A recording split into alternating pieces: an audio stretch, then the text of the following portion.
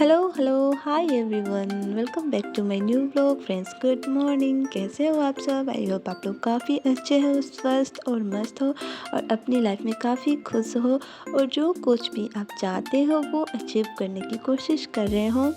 So friends, यहाँ पे मेरी सुबह की शुरुआत आज एक फिर से नए दिन की शुरुआत हुई है मेरी 4:30 बजे से। और यहाँ पे मैं अपना पहला स्लॉट लेने के लिए बैठ जाती हूँ स्टडी का, और जिसमें मैं पढ़ने वाली हूँ आज। जो कल मैंने टॉपिक वाइज नोट करा था, तो सबसे पहले मैं टॉपिक ज्योग्राफी की स्टार्ट करूँगी। कल जो मैंने मतलब पूरे टॉपिक जो मैंने नोट करा था हर सब्जेक्ट का, तो मैं स्टार्ट कर रही हूँ सबसे पहले ज्योग्राफी की। तो यहाँ पे प्रमुख घास के स्थल, फिर प्रमुख ज्वालामुखी और नदी किनारे स्थित शहर और राष्ट्रीय उद्यान, और तो 2 से 3 टॉपिक यहाँ पे मैं मतलब पढ़ने वाली हूँ और जिसको मैं अच्छे से याद करने लर्न करने वाली हूँ बढ़िया तरीके से।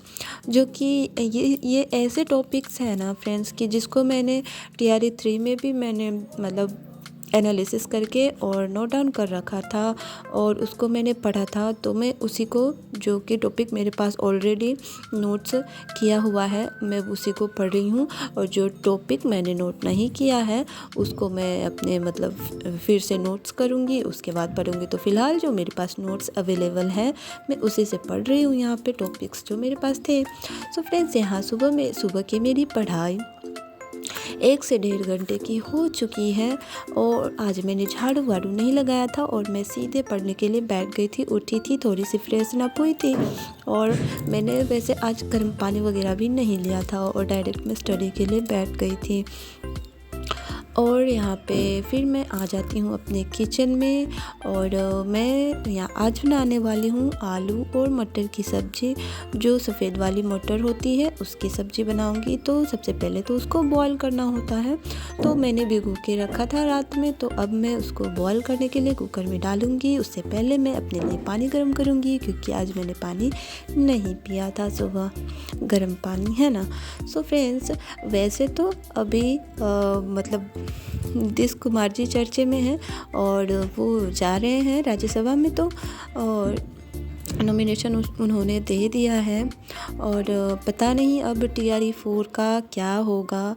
मैं तो मतलब हम सोच रहे थे कि अगर जाना ही था ना तो TRE 4 को क्लियर करवा के ही जाते तो काफ़ी अच्छा होता है ना। तो ऐसे हमारे लिए काफ़ी मुश्किल हो गई हैं और अब क्या होगा क्या नहीं किसी को भी पता नहीं है। तो ये जो TRE 4 पे ग्रहण लग गया है और वैसे तो हम लोग चाहेंगे कि ये TRE 4 हो जाए, जो कि हम जैसे हाउसवाइफ के लिए काफ़ी अच्छा मौका था। और बाद बाकी तो जो होना होगा वो तो होगा ही। और इतने इंतज़ार के बाद लग रहा था, TRE 3 के बाद काफ़ी मतलब बहुत इंतज़ार के बाद लग रहा था कि हाँ अब मतलब TRE 4 आ ही गया। तो हमारी मेहनत और ये सब न्यूज़ वगैरह इन सब चीज़ों से जो है ना हमारी मोटिवेशन काफ़ी डाउन हो जाती है और जितना चाहिए उतना हम स्टडी कर नहीं पाते हैं और मतलब सोचते ही रहते हैं। और अगर हम अपनी पढ़ाई थोड़ी सी भी मतलब रोकते हैं तो ऐसा होता है ना कि लगता है जितना भी हम लोगों ने पढ़ रखा है, जो कुछ भी याद है, वो सारी चीज़ें जो हैं हम भूल गए हैं और हमें फिर से रीस्टार्ट करना होगा। ऐसा लगता है, फील होता है ना कि ज़ीरो पे आ गए हैं हम, इस तरीके का फीलिंग आती है। तो इस वजह से पढ़ाई अपनी रोकनी नहीं है, कंटिन्यू रखनी है, ताकि जो है हम लोगों ने जो इतने दिनों से मेहनत करा है वो हमारी बरकरार रहे, है ना। अगर हम अचानक से इन सभी चीज़ों न्यूज़ के वजह से अगर हम छोड़ देते हैं अपनी स्टडी या फिर ढीली दे देते हैं तो हमारा ही नुकसान होगा। वैसे पढ़ाई कभी खराबी नहीं करती, किसी न किसी चीज़ में कहीं ना कहीं हम मतलब कर सकते हैं। और पता नहीं अब बिहार में होने क्या वाला है और कौन मतलब CM बनेंगे, इसका किसी को कोई अंदाज़ा है नहीं अभी। और क्या होगा बिहार का और क्या होगा TRE 4 का, सो पता नहीं। फ़िलहाल जो होगा सो होगा। तो फ्रेंड्स फिर भी अपनी पढ़ाई आप सब चालू रखिए और कंटिन्यू रखिए और जितनी बन पड़े उतनी करते रहिए ताकि और हमारी मजबूत हो सके। और अगर हाँ आए तो अच्छा है, अगर नहीं आए तो किसी और एग्ज़ाम में भी तो हमारी स्टडी जो है काम आ सके, है ना। तो फ्रेंड्स आते हैं ब्लॉग पे। और यहाँ पे मेरी जो सुबह की सारे काम थे वो मैंने ख़त्म कर लिए हैं और बच्चे स्कूल जा चुके हैं और बच्चे हुए हैं दिव्यांश, तो मैंने उनको भी नहा वहा दिया था और मैंने उनको भी खिला उला के और फिर मैं आ गई थी अपना साफ़ सफाई करने, क्योंकि पूरे दिन फिर मैं अभी किचन में नहीं आऊँगी और 2-2:30 बजने के बाद ही मैं आती हूँ लंच के लिए प्रिपेयर करने लंच। तो सारी चीज़ें मैं क्लियर कर लेती हूँ और फिर मैं स्नान करूँगी और फिर मैं बैठूँगी पढ़ने के लिए। तो आजकल मैं अपना नीचे ही बैठती हूँ पढ़ने के लिए, ऊपर में नहीं बैठती। और वैसे भी अब गर्मी आ चुकी है तो उतनी मैं धूप के लिए ऊपर बैठती थी, तो मैं नीचे ही आ जाती हूँ। सो फ्रेंड्स यहाँ पे मेरी सारे काम वगैरह हो चुके थे फिनिश और मैं नहाई, पूजा की, खाना पीना खाई और फिर मैं आ जाती हूँ अपना स्टडी टेबल लेके रूम में ही बैठना स्टडी करने के लिए। तो यहाँ पे सुबह मैंने ज्योग्राफी का स्लॉट लिया था और अभी मैं बुक से साइंस की पढ़ूँगी। तो लेंस वगैरह जो मैंने टॉपिक्स 1-2 टॉपिक्स में अभी साइंस की पढ़ूँगी और मैं अभी से घंटे काउंट नहीं करूँगी और क्योंकि घंटों से कुछ नहीं होता और टॉपिक्स क्लियर होने चाहिए। तो यहाँ पे मैं 2-3 टॉपिक लेकर बैठी हूँ साइंस की, तो मैं इसको कंप्लीट करूँगी। और अगर समय बचता है तो मेरी अपनी सब्जेक्ट इंग्लिश जो है मेरा 6 to 8 में उसका भी टॉपिक मैंने रात में मैंने सारे टॉपिक्स नोट कर लिए थे कि कहाँ से क्वेश्चंस आते हैं, तो उसमें से 1-2 टॉपिक मैं करूँगी। सो फ़िलहाल मेरी अभी की सेकेंड स्लॉट है ये और साइंस यहाँ पे मैं बुक से पढ़ रही थी जो कि मेरे पास है। और यहाँ पे दिव्यांश खेल रहे थे। तो बड़े वाले बाबू जब नहीं होते हैं तो ये मतलब आसपास ही रहते हैं, उतना बदमाशी नहीं करते हैं और यहीं पे मतलब इधर उधर खेलते रहते हैं।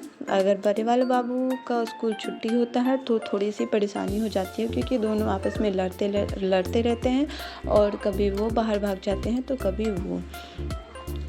तो यहाँ पे मैं सोचती हूँ कि इनको भी कुछ दे दूँ ताकि ये भी थोड़े से बिज़ी हो जाए, बैठ के लिखें, क्योंकि ऐसे तो काम चलने वाला है नहीं ना, है ना। तो थोड़ी बहुत पढ़ाई से हमारी कुछ नहीं होने वाली है, तो कोशिश करें कि समय निकालें, बच्चों को बिज़ी रखें और जो अपना जो मतलब टारगेट है उसको अचीव करें। तो यहाँ पे मैंने इनको भी दे दिया था लिखने के लिए कुछ।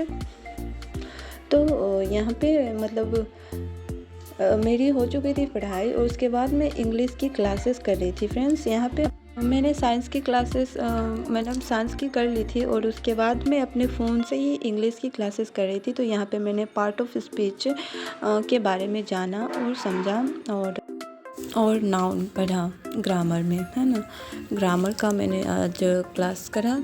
सो फ्रेंड्स यहाँ पे मेरी पढ़ाई दोपहर की हो चुकी थी कंप्लीट, जिसमें मैंने साइंस और इंग्लिश की थोड़ी सी क्लासेस करी और अब मैं जाऊँगी किचन में दोपहर का लंच प्रिपेयर करने के लिए। सो फ्रेंड्स हम हाउसवाइफ जो है ना अपनी सारी ख्वाहिशें अपनी इच्छाएं मार के मतलब काम करते रहो, जिसको जो चाहिए देते रहो, जिसको जो चाहिए देते रहो, सबकी ज़रूरतों का आप ध्यान रखो।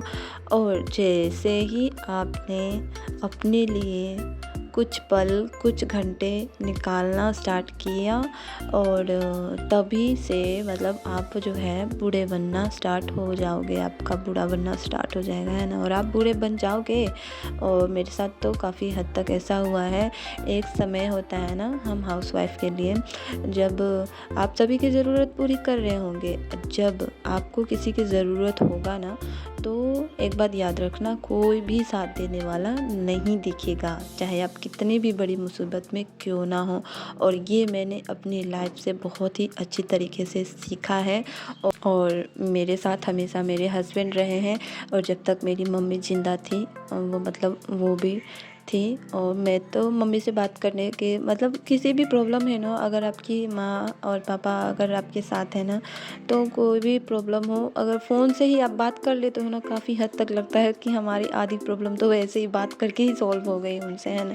बट मेरे साथ ऐसा है नहीं, मेरी क्योंकि मेरी मम्मी है नहीं तो मैं किसी से बात भी नहीं करती हूँ। और यही वजह है कि मैं अपना ज़्यादा समय मतलब स्टडी करती हूँ, अपने बच्चे, अपने हस्बैंड और ब्लॉग पे लगाती हूँ, एक्स्ट्रा कहीं भी नहीं देती हूँ। सो फ्रेंड्स, मैं तो कहूँगी ना, अपने लिए जितना हो सके उतना समय निकालें और स्टडी करें, क्योंकि कोई किसी के काम नहीं आता। जब तक इंसान, दुनिया जो है ना मतलब ही है, जब तक आपसे मतलब है तब तक है, वरना आपको क्या हो रहा है नहीं हो रहा है इससे किसी को कोई फ़र्क नहीं पड़ता। सो फ्रेंड्स, अपने आप को समय दें, अपने आप को बेहतर से और बेहतर बनाने की कोशिश करें। तो फ्रेंड्स, मिलते हैं फिर से नेक्स्ट ब्लॉग में, तब तक के लिए राधे राधे।